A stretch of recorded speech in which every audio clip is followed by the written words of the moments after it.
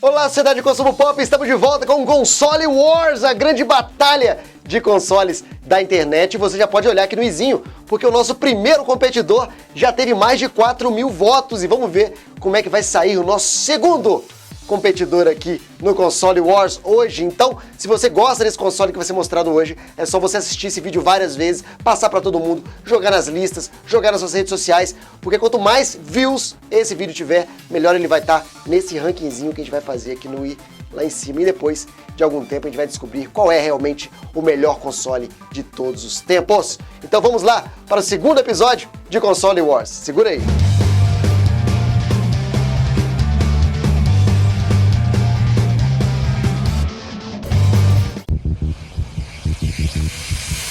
A sigla SNES é de Super Nintendo Entertainment System. No Brasil ficou conhecido como Super Nintendo e foi comercializado pela Playtronic, que foi uma união da Gradiente com a Estrela. Nos anos 90, o Super Nintendo foi o terceiro console mais vendido da história, ficando somente atrás do Game Boy, também da Nintendo, e do PlayStation. Atualmente é o 11º aparelho do ranking. Hoje ele pede para a plataforma PlayStation, para os portáteis, para o Xbox 360 e para um dos seus sucessores, o Wii. Ao todo, cerca de 49 milhões de unidades do Super Nintendo foram vendidas no mundo todo. Os concorrentes do Super Nintendo na época em que ele surgiu eram o TurboGrafx 16, lançado pela NEC, pela Hudson Soft em 1987, e o Mega Drive da Sega, lançado em 1988. Os dois aparelhos rivais tinham 16 bits de desempenho, superior aos 8 bits do Nintendo, que chegou no mercado em 15 de julho de 1983. O principal rival do Super Nintendo nessa época foi o Mega Drive, que vendeu 40 milhões de unidades e era também conhecido como Genesis, nos Estados Unidos. E a Sega tinha até um slogan bem agressivo: Sega does what Nintendo don't.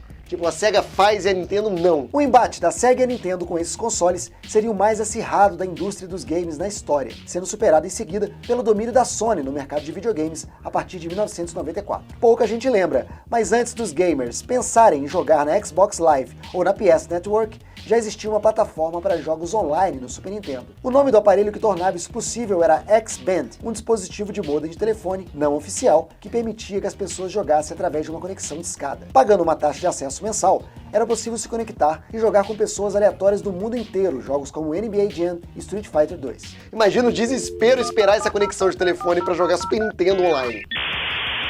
No Japão, o console era conhecido como Super Famicom, de Family Computer. Na Coreia do Sul, ele tinha outro nome. Se chamava Super Comboy e era distribuído pela Hyundai. Apesar de serem idênticos por dentro, eles possuíam travas diferentes, que impediam que o jogo de um console pudesse ser jogado no outro. O Super Nintendo foi o primeiro a unir Bowser e Mario no mesmo objetivo. Por muito tempo, o encanador italiano e o Rei dos Copas eram inimigos mortais. Tudo mudou com o lançamento de Super Mario RPG para o Super Nintendo. No jogo, Bowser e Mario se uniam para combater um sujeito conhecido como Smithy. Na década de 90, a Nintendo criou alguns campeonatos chamados Nintendo World Championships, para que gamers pudessem disputar e provar quem era o melhor. O concurso era baseado em pontos. Aquele que marcasse mais pontos em apenas 6 minutos entrava no ranking. Para jogar, era necessário um cartucho especial, que ficava em lojas de games espalhadas por diversas cidades dos Estados Unidos. O primeiro concurso foi em 1990. O segundo, também conhecido como Nintendo Power Fest, foi lançado em 1994. Mike LaRossi foi considerado campeão mundial. O problema é que, apesar de se chamar Campeonato Mundial, só estavam competindo cidades americanas.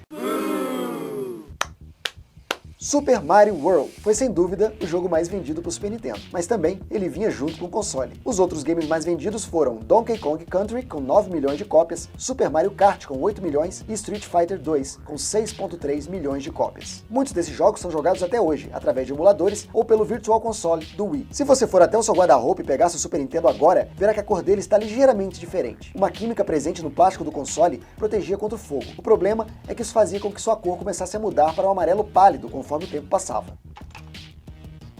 Quando chegou a hora de lançar o console no ocidente, a Nintendo resolveu mudar seu visual. Eles procuraram o design industrial Lance Barr para conseguir algumas ideias de aparelhos. Alguns conceitos tinham manivelas como métodos de liberação dos cartuchos. Algumas partes dos seus projetos foram aproveitadas, como o próprio botão eject que conhecemos, mas o design aprovado foi aquele quadradão mesmo. O Super Nintendo foi projetado para dificultar acidentes que envolvem o derramamento de líquido no console. Seu antecessor, o NES, conhecido como Nintendinho, tinha um desenho mais quadrado e um topo plano. Muitas pessoas colocavam copos em cima do console, e acidentes acidentes aconteciam com frequência. Por isso, o Super Nintendo tem um slot vertical para cartuchos e uma superfície cheia de ângulos. O game Star Fox é um dos clássicos da plataforma. Os desenvolvedores de jogos da Nintendo criaram Star Fox apenas como um game de testes para uma atualização conhecida como Chip Super FX. Só que o tal game experimental era tão bom que resolveram criar o resto da história e lançá-lo como jogo. Com ele, o Super Nintendo introduziu gráficos renderizados em 3D. Além de Star Fox, o lançamento do game Donkey Kong Country fez um enorme sucesso. Tanto é que o game foi o único vendido separadamente que atingiu a marca de jogo mais vendido para o console. Era a primeira vez que os jogadores puderam experimentar a experiência de jogar um game com cenários e gráficos renderizados em 3D. Os gráficos eram tão bons que muitos ainda jogam e se impressionam hoje em dia. Afinal, é um jogo de só 16 bits. Ainda por cima, o Super Nintendo foi o primeiro a introduzir jogos decentes com os personagens da série Star Wars. Antes do lançamento de Super Star Wars, os fãs da saga só podiam recriar as cenas dos filmes com action figures. Você não é páreo pra mim, Lando! Vou fazer você engolir suas palavras, Lando!